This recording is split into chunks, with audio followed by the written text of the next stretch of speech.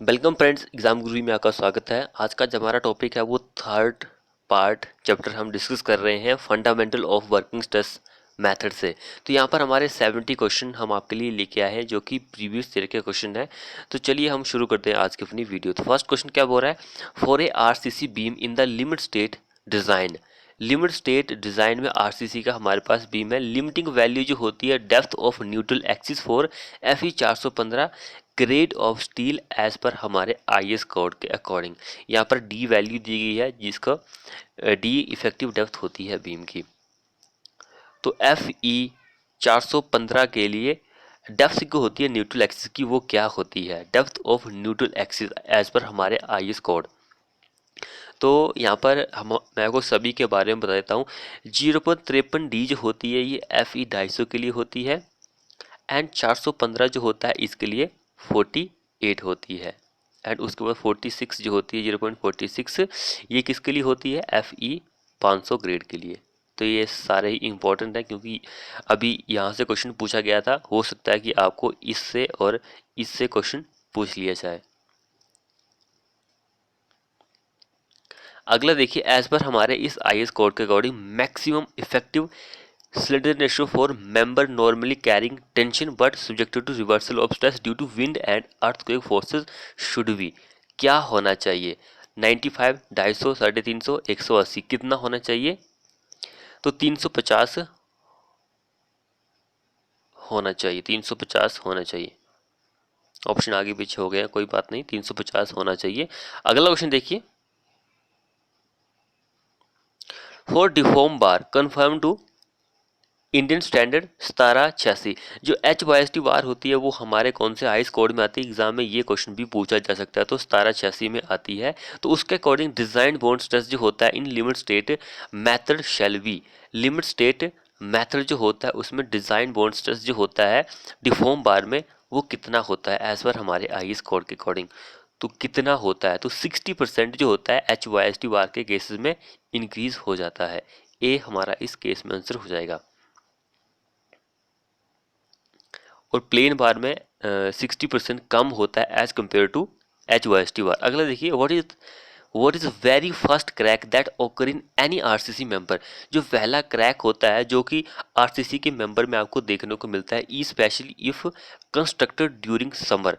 अब अगर आप कंस्ट्रक्शन जो है समर के टाइम में करते हैं तो वो कौन सा क्रैक होता है, फ्लेक्चर क्रैक होगा, settlement crack, corrosion spelling crack या फिर श्रिंकेज क्रैक, कौन सा क्रैक होगा। तो श्रिंकेज क्रैक जो होता है वही आता है, डी हमारा।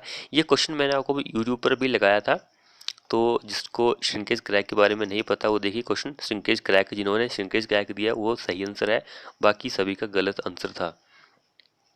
अगले देखिए, तो working stress method is also known as, working stress method जो होता है उसको क्या कहा जाता है, ऑल ऑप्शन आर करेक्ट, या फिर इलास्टिक मेथड या फिर क्रिटिकल मेथड या फिर लोड फैक्टर मेथड, क्या हम उसको बोलते हैं। वर्किंग स्ट्रेस मेथड जो होता है उसको हम क्या बोलते हैं, उसको हम बोलते हैं इलास्टिक मेथड। सी हमारा इस क्वेश्चन में आंसर बन जाएगा।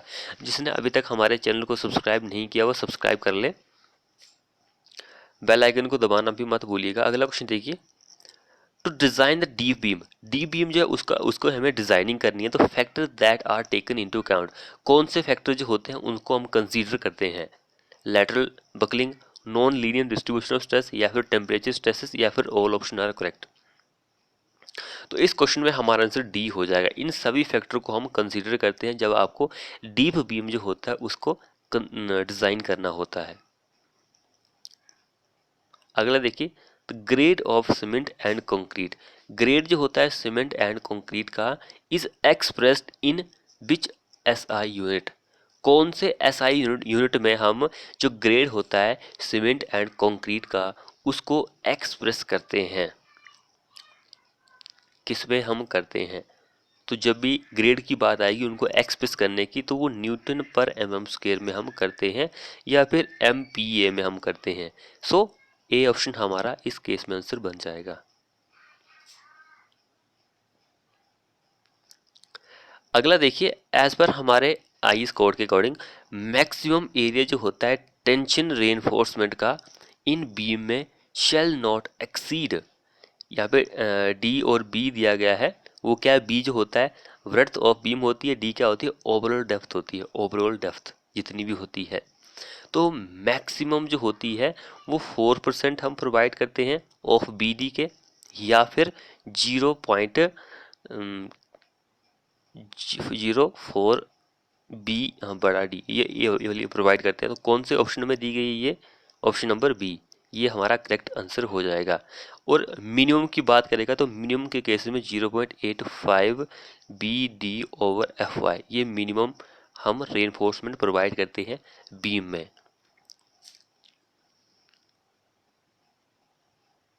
अगला क्वेश्चन देखिए, which type of test on steel, कौन से टाइप का टेस्ट होता है जो कि स्टील के ऊपर is done to obtain the graph of stress strain curve का, कौन से टाइप का टेस्ट होता है जो कि स्टील पर किया जाता है ताकि हम ऑब्टेन कर सके कौन सा graph, stress and strain curve का जो ग्राफ होता है वो ऑब्टेन कर सके।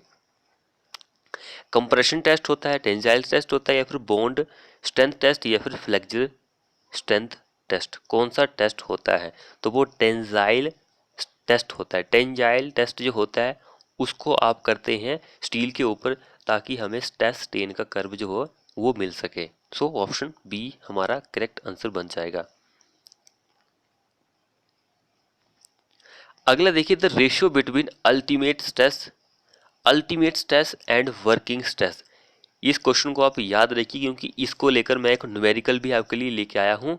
तो आपको पता होना चाहिए ultimate stress and working stress जो होता है वो किसका रेशियो होता है, तो वो होता है factor of safety, factor of safety. ए हमारा इस क्वेश्चन में आंसर बन जाएगा। सो यही हमारा करेक्ट आंसर बन जाएगा। एक पॉइजन रेशियो होता है, यहाँ से भी क्वेश्चन जो है पूछ लिए जाते हैं। पॉइजन रेशियो जो होता है वो स्ट्रेन का रेशियो होता है। अब स्ट्रेन कौन कौन सा स्ट्रेन होता है, एक हमारे पास lateral strain over linear strain जो होता है, यानी कि दोनों जगह लैटरल स्ट्रेन भी आएगा, लीनियर स्ट्रेन आएगा, तो स्ट्रेन का रेशियो होता है। ऐसा भी आप याद कर सकते हैं, इस ट्रिक से आप इसको याद कर सकते हैं। तो lateral strain and linear strain का जो रेशियो होता है उसको हम पॉइजन रेशियो बोलते हैं। अगला देखिए, from the following which is not an imposed load, यहाँ पर हमारे पास चार ऑप्शन दिए गए हैं, कौन सा इम्पोज्ड लोड नहीं है, crane load, snow load, dust load, erection load, कौन सा इम्पोज्ड लोड नहीं होता है, तो इरेक्शन लोड जो होता है, निर्माण भार जो होता है वो इम्पोज्ड लोड नहीं होता है, बाकी सारे इम्पोज्ड लोड होते हैं। नेक्स्ट वन क्वेश्चन देखिए, neutral axis is the axis at which stress, बोल रहा है कि न्यूट्रल एक्सिस जो होता है वो एक ऐसा एक्सिस होता है जहां पर हमारा स्ट्रेस जो स्ट्रेस होता है वो क्या होता है, जीरो होता है, नेगेटिव, पॉजिटिव, इन्फिनाइट, क्या होता है। तो न्यूट्रल एक्सिस की जब भी बात आएगी तो उस पर कोई भी स्ट्रेस जो होता है वो नहीं होता है, चाहे बेंडिंग मोमेंट स्ट्रेस हो, शेयर फोर्स हो, चाहे कोई और स्ट्रेस हो, कोई भी स्ट्रेस नहीं होता है। अगला देखिए, working stress of a material, working stress जो होता है मटेरियल का इज एक्सपेक्टेड टू बी, क्या होगा, वर्किंग स्ट्रेस जो होता है वो क्या होता है, तो वर्किंग स्ट्रेस जो होता है मटेरियल का वो यील्ड स्ट्रेस जो होता है उससे कम होता है, यील्ड स्ट्रेस से कम होता है, इस पॉइंट को याद रखिए। अगला क्वेश्चन देखिए, factor of safety is the ratio of, अब पीछे हमने डिस्कस किया था कि फैक्टर ऑफ सेफ्टी जो होता है ये ऑप्शन में दिया था A B C, A option में हमारा करेक्ट था, तो यहाँ पे फैक्टर ऑफ सेफ्टी जो होता है वो किसका रेशियो होता है, तो हमने पीछे क्वेश्चन में डिस्कस किया था कि ultimate load and working stress का जो रेशियो होता है वो हमारे पास क्या होता है, फैक्टर ऑफ सेफ्टी होता है। लेकिन यहाँ पे देखिए यील्ड स्ट्रेस दिया गया है, अल्टीमेट की जगह यील्ड दिया गया है, वर्किंग तो दिया ही दिया है, तो ये हमारा आंसर हो जाएगा। तो क्वेश्चन आपको ऐसे भी पूछा जा सकता है, जो पीछे मैंने आपको बताया वैसे भी पूछा जा सकता है, तो दोनों आपको पता होंगे तभी आप क्वेश्चन को सॉल्व कर सकते हैं। अगला देखिए, पार्शली सेफ्टी फैक्टर जो होता है concrete and steel respectively may be taken as, partially safety factor जो होता है वो हम कितना लेते हैं, तो देखिए एक होता है पार्शली फैक्टर ऑफ सेफ्टी, दूसरा होता है सिंपल फैक्टर ऑफ सेफ्टी। तो यहाँ पे पार्शली के बारे में पूछा गया कि पार्शली जो आधा होता है, कंक्रीट के लिए पूछा गया है तो कंक्रीट के लिए 1.5 होता है, स्टील के लिए 1.15 होता है। तो कौन से ऑप्शन में ऐसा दिया गया है? पहले ही ऑप्शन में दिया गया है, तो यही हमारा करेक्ट आंसर बन जाएगा। एंड फैक्टर ऑफ सेफ्टी की अगर हम बात करते हैं, कंक्रीट के केसेस में फैक्टर ऑफ सेफ्टी की बात हो रही है, यहाँ पे इसको भूल जाइए अभी। तो फैक्टर ऑफ सेफ्टी की बात हो रही है तो 3 जो होता है वो कंक्रीट के लिए होता है, एंड 1.78 जो होता है से लेकर 1.80 ये स्टील के केसेस में होता है। इसको भी आप याद रखिए, यहाँ से भी आपका क्वेश्चन बन सकता है। नेक्स्ट क्वेश्चन देखिए, यहाँ पे simply partially factor of safety concrete के लिए पूछा गया है। तो कंक्रीट के लिए क्या होता है? 1.5 होता है। ये ऑप्शन गलत मैंने प्रोवाइड कर दिए हैं, कोई बात नहीं। 1.5 जो होता है वो कंक्रीट के लिए होता है। अब देखिए फैक्टर ऑफ सेफ्टी जो है पार्शली वो कंक्रीट के लिए ही पूछा गया है, 1.5 है। बाकी ऑप्शन थोड़े गलत हो गए हैं, कोई बात नहीं। लेकिन अगला देखिए, the reinforcement in RCC takes, reinforcement जो होती है कौन लेता है, वहन करता है? Tensile stress, compressive stress, shear stress, torsional stress, कौन लेता है? तो वो क्या कौन लेता है? Tensile stress. टेंसाइल स्ट्रेस जो होता है वो रेनफोर्स स्टील के द्वारा लिया जाता है। इनके अगर कोई बाहर आएगा तो वो टेंसाइल स्ट्रेस के रूप में स्टील जो होते हैं वही सहन करते हैं। अगला क्वेश्चन देखिए, the section in which steel is not fully stressed, क्या बोल रहा है? एक ऐसा सेक्शन जिसमें हमारा स्टील जो होता है not fully stressed, dash value when stress in concrete reaches maximum value is called, उसको हम क्या बोलते हैं? Balance section, under reinforce section, over, या फिर ऑल ऑप्शन आर करेक्ट। कौन सा आंसर रहेगा? तो इस केस में हमारा आंसर ओवर रेनफोर्स सेक्शन हो जाएगा। Stress in concrete reaches maximum, steel नहीं पहुंच रहा है, स्टील नहीं पहुंच रहा है, कंक्रीट हमारा पहले ही फेल हो रहा है, यानी कि स्टील हमने ज़्यादा प्रोवाइड किया हुआ है इसलिए नहीं हो रहा है फुली स्ट्रेस्ड। ओके, अगला देखिए, in design of RCC structure, RCC का स्ट्रक्चर हमें डिज़ाइन करना है तो tensile strength of concrete is taken as, tensile strength जो होती है कंक्रीट की वो हम कितनी लेते हैं? 5 न्यूटन, 2 न्यूटन, 0.3 न्यूटन, या फिर इनमें से कोई नहीं? तो जब भी आप आरसीसी स्ट्रक्चर को डिज़ाइन करेंगे तो टेंसाइल स्ट्रेंथ जो होती है वो होती ही नहीं है, वो हम डिज़ाइन ही नहीं ले, कुछ होती ही नहीं है तो क्या लेंगे हम? नन ऑफ द एबव, क्योंकि हमारा कंक्रीट जो होता है वो टेंशन जोन में वीक होता है, लेकिन कंप्रेशन जोन जो होती है उसमें स्ट्रॉन्ग होता है, इसलिए हम कोई भी न्यूटन में वैल्यू लेते ही नहीं है। हाँ, लेकिन करेक्टरिस्टिक्स कंप्रेसिव स्ट्रेंथ की वैल्यू तो लेते हैं, न्यूटन में लेते हैं। अगला देखिए, एज पर हमारे इस हाई कोड के अकॉर्डिंग नॉमिनल कवर जो होती है कंक्रीट इन एमएम में हमें बताना है। ये सारी वैल्यू एमएम में दी गई है for severe durability of concrete के लिए, सीवियर के लिए बताना है, सीवियर के लिए 45, ए ऑप्शन हमारा करेक्ट आंसर बन जाएगा। ये हमने पिछले वीडियो में भी डिस्कस किया था, जो पार्ट सेकंड था हमारा सीवियर, वेरी सीवियर के लिए पूछा गया था, 50 वहाँ पे आंसर था। अगला देखिए, ये स्टेटमेंट हमें कंसीडर करनी है अंडर रेनफोर्स रेक्टेंगुलर सेक्शन के लिए। अंडर रेनफोर्स रेक्टेंगुलर सेक्शन है हमारे पास, तो उसके अकॉर्डिंग कौन सी स्टेटमेंट सही है? यानी कि अंडर स्टील जो है कम है, तो क्या होगा इस क्वेश्चन का आंसर?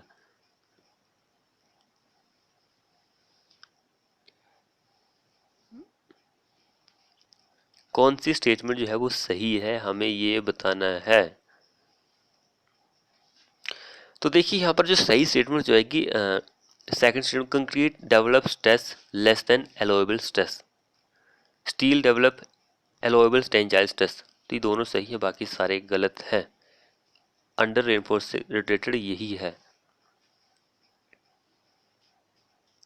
नेक्स्ट देखिए, as the percentage of steel increase, अगर स्टील जो है वो बढ़ेगा तो क्या होगा? स्टील बढ़ेगा तो क्या होगा? अगर हमारा आरसीसी का बीम हो, चाहे फिर सिंपली हमसे ऐसा पूछ लिया गया कि as the percentage of steel increase, तो क्या होगा?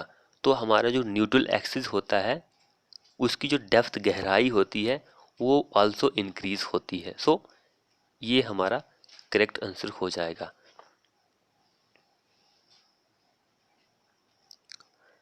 नेक्स्ट देखिए, movement of resistance of a balance reinforce concrete beam is based on the stresses इन, किस पर डिपेंड करेगी? स्टील एंड कंक्रीट दोनों पर। मूवमेंट ऑफ रेजिस्टेंस जो होता है बैलेंस रेनफोर्स सेक्शन का, वो इन दोनों फैक्टर पर डिपेंड करती है, क्योंकि ये दोनों जो है दोनों सेम टाइम पर फेल होते हैं। नेक्स्ट देखिए, according to working stress method modular ratio between steel and concrete is. Modular ratio जो होता है क्या होता है? मॉड्यूलर रेशियो जो होता है उसको हम m से डिनोट करते हैं। इसका जो फॉर्मूला होता है 280/3 इंटू सिग्मा CBC। ओके, ये फॉर्मूला होता है मॉड्यूलर रेशियो का। मॉड्यूलर रेशियो जो होता है वो इस वैल्यू पर डिपेंड करता है। अब देखिए यहाँ पे कौन सा आंसर दिया गया है, 280 सभी में दिया गया है, ओवर 3 सभी में दिया गया, लेकिन इंटू ABCD कौन सा आंसर रहेगा इस केस में आंसर? तो कई बार आपको आंसर इसी तरह से ऐसे भी प्रोवाइड कर सकता है, तो आपका आंसर ये वाला होना चाहिए, सी आंसर होना चाहिए, इनटू सिग्मा CBC, ये वाला आंसर होना चाहिए, ऑप्शन नंबर सी। अगला क्वेश्चन क्या हो रहा है, flexural collapse in over reinforce beam is due to. Flexural collapse जो होता है ओवर रेनफोर्स बीम जो है वो किस वजह से होता है? कोलैप्स जो है पतन बोल सकते हैं हम उसको, गिरना, अगर कोई चीज़ ध्वस्त हो गई है तो फ्लेक्सुरल कोलैप्स जो है ओवर रेनफोर्स बीम है, यानी कि स्टील हमने ज़्यादा प्रोवाइड किया हुआ है, तो वो किस वजह से होगा? Primary compression failure, secondary compression failure, या फिर प्राइमरी टेंशन फेलियर? ओवर है तो इसमें टेंशन फेलियर तो आएगा ही नहीं, ये हमारा गलत हो गया। बॉन्ड फेलियर भी नहीं हो सकता क्योंकि ओवर रेनफोर्स प्रोवाइड किया तो रिप्स वगैरह तो होंगे, तो हमने HYST बार प्रोवाइड किया तो बॉन्ड स्ट्रेंथ जो है वो 60% इंक्रीज हो जाता है, तो ये भी नहीं होगा। प्राइमरी और सेकेंडरी फेलियर हो सकता है। सो ऑप्शन नंबर 1 हमारा करेक्ट आंसर हो जाएगा, प्राइमरी कंप्रेशन फेलियर ही होता है, सेकेंडरी नहीं होता है। अगला देखिए, ये पिछले वीडियो में हमने डिस्कस किया था, सिंपली स्पोर्टर स्लैब है, alternate bar are curtail at 1/7 of span होता है। पिछले वीडियो में हम डिस्कस कर चुके हैं इस क्वेश्चन को। अगला देखिए, इफेक्टिव कवर जो होती है रेनफोर्समेंट की is. Effective cover of reinforcement is, तो वो क्या होती है? क्लियर डिस्टेंस होती है। क्लियर डिस्टेंस किस में दिया गया है? इसमें नहीं है, इसमें नहीं है, इन दोनों में दिया गया है clear distance plus half into bar diameter. किस में दिया गया है? ये वाला हाफ इसमें दिया गया है, ये हमारा करेक्ट आंसर हो जाएगा। ये क्वेश्चन जो है पिछले आइस कोड से पूछा गया है। तो यहाँ पे मिनिमम क्लियर कवर पूछ रहा है कि मेन स्टील बार जो होती है स्लैब में, बीम में, कॉलम में, फुटिंग में रिस्पेक्टिवली, स्लैब के केसेस में 15 हम प्रोवाइड करते हैं, बीम के केस में 25, कॉलम में 40 एंड इसमें 50 होना चाहिए, लेकिन 75 हमारे पास ऑप्शन में दिया गया है, तो यही हमारा आंसर बन जाएगा।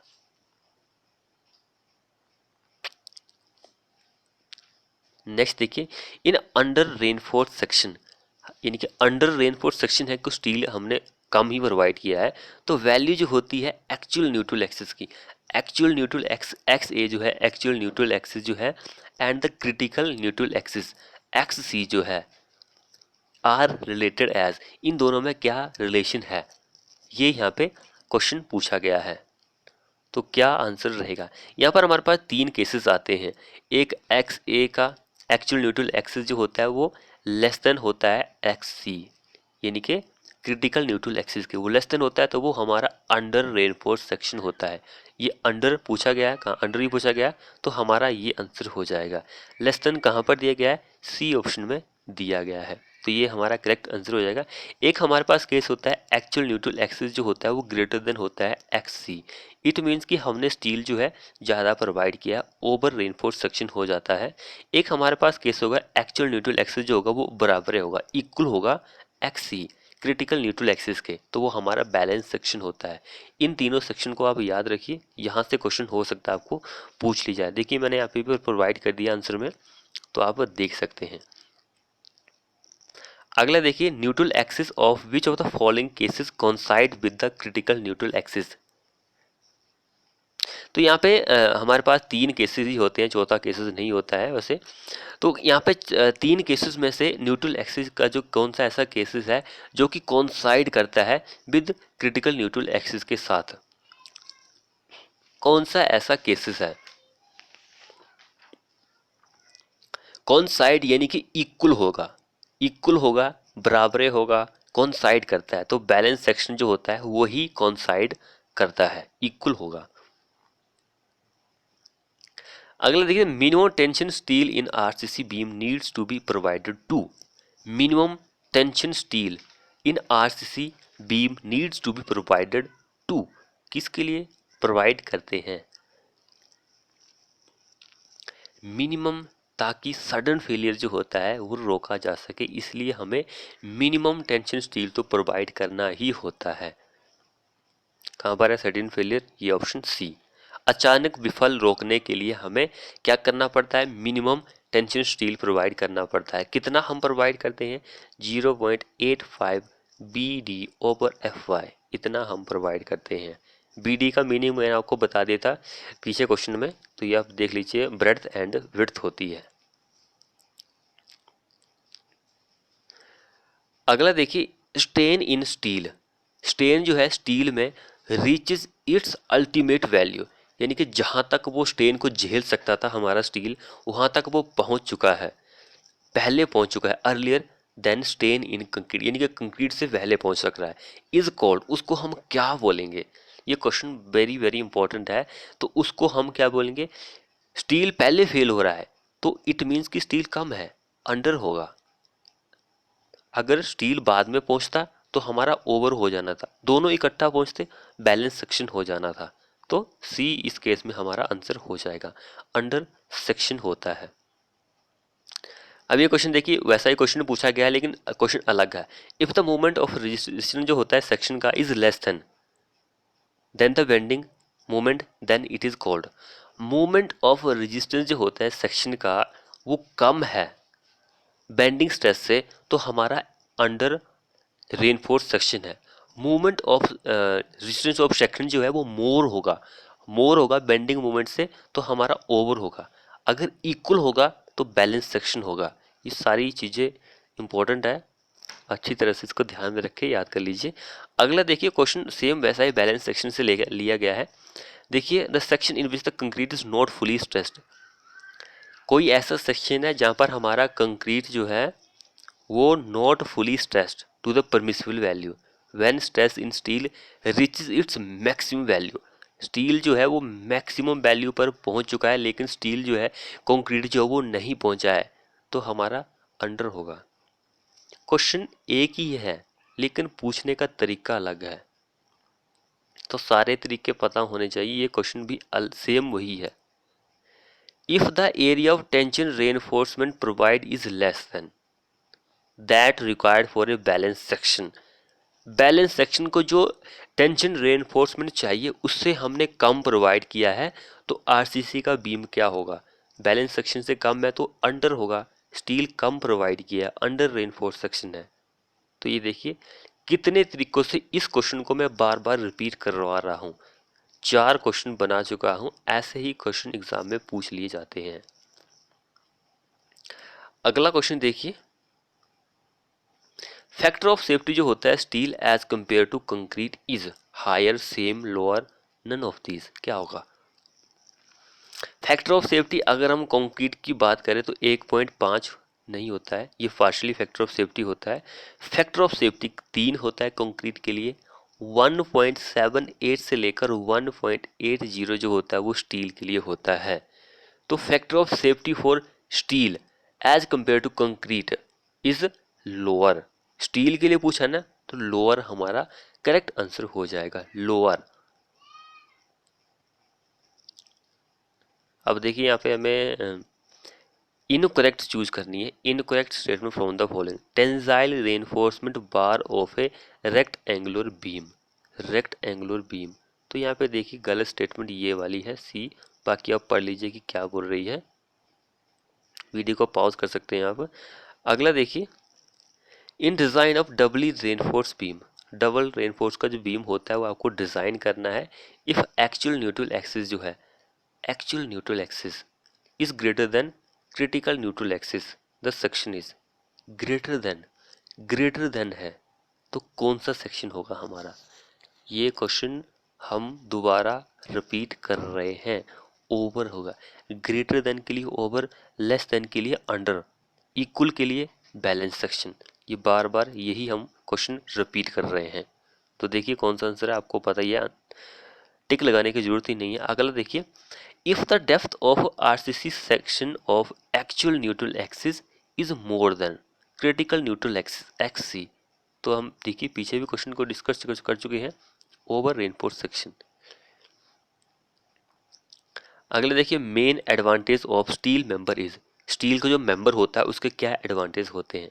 हाई स्ट्रेंथ होती है, ये तो सभी को पता है कि स्टील की हाई स्ट्रेंथ होगी, एंड ये गैस एंड वाटर टाइट भी होता है, लॉन्ग सर्विस लाइफ भी होती है, ऑल ऑप्शन करेक्ट भी होते हैं। सो डी हमारा आंसर बन जाएगा। अगला क्वेश्चन देखिए,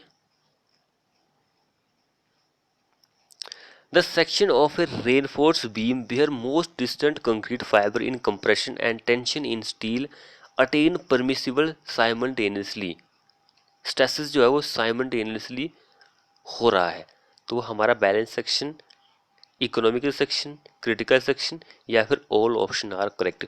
कौन सा आंसर रहेगा हमारा इस क्वेश्चन में, तो ये साइमल्टेनियसली की जब भी बात आएगी तो बैलेंस सेक्शन होता है, लेकिन बैलेंस सेक्शन को आल्सो नाउन इकोनॉमिकल सेक्शन बोलते हैं, क्रिटिकल सेक्शन बोलते हैं। तो इस केस में हमारा आंसर डी बन जाएगा। तो ये भी आपको ध्यान रखना है कि सीधे तुक्का नहीं लगा देना कि हाँ यार दोनों इकट्ठा पहुंच रहे हैं स्ट्रेस तो बैलेंस सेक्शन होगा।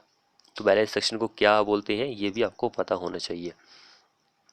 उसके बाद नेक्स्ट देखिए, पार्शली फैक्टर ऑफ सेफ्टी जो होता है कंक्रीट एंड स्टील के लिए, कंक्रीट के लिए 1.5, स्टील के लिए 1.115 है रिस्पेक्टिवली, बिकॉज क्या कारण है कि हम दोनों के लिए ये factor partially factor of safety लेते हैं, तो उसका क्या रीज़न है।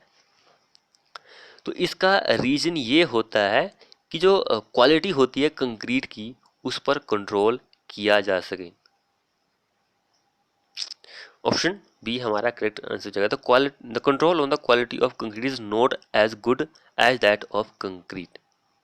क्वालिटी जो होती है स्टील की वो ज़्यादा होती है एंड कंक्रीट की कम होती है, तो उसकी क्वालिटी पर कंट्रोल करने के लिए हम 1.5 जो होता है वो कंक्रीट के लिए लेते हैं। ज़्यादा लेने का यही रीज़न है, क्वेश्चन यही पूछा गया था, बाकी यहाँ पे कुछ और नहीं है। अगला देखिए, in design codes deflection of beam are controlled by limiting which of the following. Deflection जो होती है उसको हम कैसे कंट्रोल कर सकते हैं, स्पैन टू डेप्थ रेशियो जो होता है उससे आप कंट्रोल कर सकते हैं। यहाँ पे 3 केसेस आते हैं, एक कैंटिलीवर का आता है उसके लिए 7 वैल्यू होती है स्पैन टू डेप्थ, एक हमारे पास सिंपली सपोर्टेड का आता है 20 लेते हैं, एंड 26 जो लेते हैं वो कंटिन्यूस मेंबर के लिए लेते हैं। तो यही होते हैं स्पैन टू डेप्थ रेशियो 3 बीमों के लिए। अगला क्वेश्चन देखिए, as per working stress method of reinforce concrete design, if concrete has permissible value stress OP then the modular ratio is approximate given by, approximate given by, क्या answer रहेगा इस question में। Question देखिए कितना difficult level का उन्होंने बना दिया, वैसे डिफिकल्ट भी नहीं बोल सकते, इजी लेवल का। देखिए एज पर हमारे वर्किंग स्ट्रेस मेथड के अकॉर्डिंग पूछ रहा है कि बोल रहा है कि अगर हम आरसीसी को डिज़ाइन कर रहे हैं तो हमारा कंक्रीट जो है जिसके बाद परमिसिबल कंप्रेसिव स्ट्रेस जो होता है वो पी दिया गया है, मॉडुलर रेशो क्या होगा, किसके बराबर होगा। तो मैंने आपको बोला था कि जो सिग्मा सीबीसी होता है हमारा मॉडुलर रेशो उसी पर डिपेंड करता है। अब सिग्मा सीबीसी जो होता है परमिसिबल कंप्रेसिव स्ट्रेस होता है इन बेंडिंग में, तो ये हमारे पास गिवन है, पी दिया गया है। ओके, पी हमारे पास ये गिवन है। अब मॉडुलर रेशो जो होता है वो क्या होता है, 280/3 into sigma CBC, sigma CBC की जगह हम पी यहाँ पे लिख सकते हैं। तो देखिए 280/3 इंटू पी, अब इन दोनों को मल्टीप्लाई करेंगे तो 3p आ जाएगा, ओवर 280 आ जाएगा। इसको जब डिवाइड करेंगे तो 93.33 आ जाएगा। p तो हम ऐसे भी लगा देंगे। सो हमारा आंसर ये बन जाएगा 93p दिया गया ऑप्शन में, तो यही हमारा करेक्ट आंसर बन जाएगा। तो ऐसे आप इस क्वेश्चन को सॉल्व कर सकते हैं। अगला क्वेश्चन देखिए, reinforced concrete beam section in which the steel reaches yield strain at load lower than the load at which concrete reaches failure strain are called, उसको हम क्या बोलते हैं? अंडर रेनफोर्स सेक्शन बोलेंगे। फैक्टर ऑफ सेफ्टी जो होता है concrete के लिए कितना होता है? 1.5 3 कितना होता है? अब देखिए ये क्वेश्चन डिफिकल्ट लेवल का आया कि नहीं आया। अब जिन लोगों को फैक्टर ऑफ सेफ्टी और पार्शली फैक्टर ऑफ सेफ्टी में डिफरेंस नहीं पता है तो वो इस क्वेश्चन को गलत कर देगा, क्योंकि उसने सुना होगा यार हाँ यही होता है, क्वेश्चन प्रीवियस ईयर में यही पूछा जाता है तो यही आंसर कर देगा, लेकिन ये पार्शली का होता है। फैक्टर ऑफ सेफ्टी के लिए ये हमारा आंसर होता है। तो ये आपको ध्यान रखना है, बाकी कोई और चीज़ का ध्यान नहीं रखना है इस क्वेश्चन में। अगला देखिए, the working stress method of design of RC member is known as. Working stress method जो है डिजाइन ऑफ आरसीसी मेंबर का इज नाउन एज क्या हम उसको बोलते हैं? तो हम उसको बोलते हैं डिटर्मिनिस्ट अप्रोच बोलते हैं। डिटर्मिनिस्ट अप्रोच बोलते हैं किसी चीज को निर्धारण करने की एक क्षमता जो होती है उसको हम बोलते हैं। अगला देखिए, balance design gives. Balanced design gives क्या हमें देता है? तो ये हमें क्या देता है? Smallest concrete area and minimum AST देता है। सो बी हमारा करेक्ट आंसर बन जाएगा। जिसने अभी तक हमारे चैनल को सब्सक्राइब नहीं किया वो कर ले। अगला देखिए, एक स्टूडेंट ने कमेंट किया था कि सर हम आपकी वीडियो अच्छी लगी लेकिन आपने एक वीडियो में सारे ही चैप्टर करवा दिए हैं, तो पार्ट वाइज करवाइए। मैं आपको पार्ट वाइज ही करवा रहा हूँ। जिसको अगर पार्ट वाइज नहीं मिलते हैं, कई स्टूडेंट ऐसे होते हैं वो कमेंट करते हैं कि सर उसका दूसरा पार्ट नहीं मिल रहा है, वो प्लेलिस्ट में जाते ही नहीं है। तो प्लेलिस्ट में आपको सारी चीज़ें मिल जाती है। इसलिए मैं जो जितने भी चैप्टर हैं किसी बुक्स के, तो उन सभी चैप्टर की एक ही वीडियो बना रहा हूँ कंबाइन करके, ताकि वो एक ही वीडियो में सारा कुछ देख सके अगर किसी को देखना है तो। इसलिए मैं कंबाइन करके बना रहा हूँ। मैंने अभी स्टील की बना दी है आपके लिए, सर्वेइंग की बना दी है, बिल्डिंग मटेरियल की बनाने को है, बाकी जो चल रही है उसको भी बना दूंगा धीरे धीरे, तो आप उसको देख सकते हैं। तो देखिए क्वेश्चन क्या बोल रहा है, according to basic consideration of working stress method for reinforce concrete design the stress strain relationship of steel and concrete under working load is taken as. क्या हम लेते हैं?